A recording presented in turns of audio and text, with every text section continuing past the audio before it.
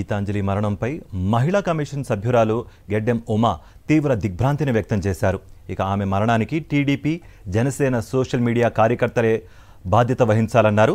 జగనన్న పాలనలో జరిగిన మేలు చెప్పడమే ఆమె చేసిన పాపమా అంటూ ప్రశ్నించారు. ఘటనకు సంబంధం ఉన్నవారు ఎంతటి పెద్దలైనా వదిలేది లేదంటూ ఘాటుగా హెచ్చరించారు ఆమె. మానం మీద మర్చిపడే కన్నా కూడా ప్రాణం పోవటమే మంచిది అని అనుకుందో ఏమో ఆత్మహత్యకు పాల్పడింది. ఈమె ఆత్మహత్య కారణాలు ఏంటంటే మార్చి 7వ తారీఖునే రైల్వే పోలీసులు అందించినటువంటి రిపోర్ట్స్ లో క్లియర్ గా మెన్షన్ చేయబడి ఉన్నాయి.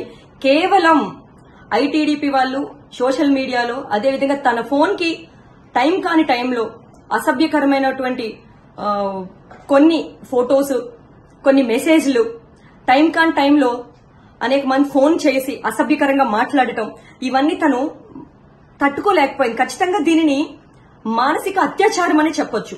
రాజకీయంగా ఏమైనా ఉంటే రాజకీయంగా చూసుకోవాలి, అంతేకాని అభం శుభం తెలియని అభాగ్యులని ఇట్లా మానసిక అత్యాచారం చేయటం అనేది నిజంగా దురదృష్టకరం. ఇలాంటి వాళ్ళని వదిలిపెట్టకూడదు, వదిలిపెట్టం కూడా.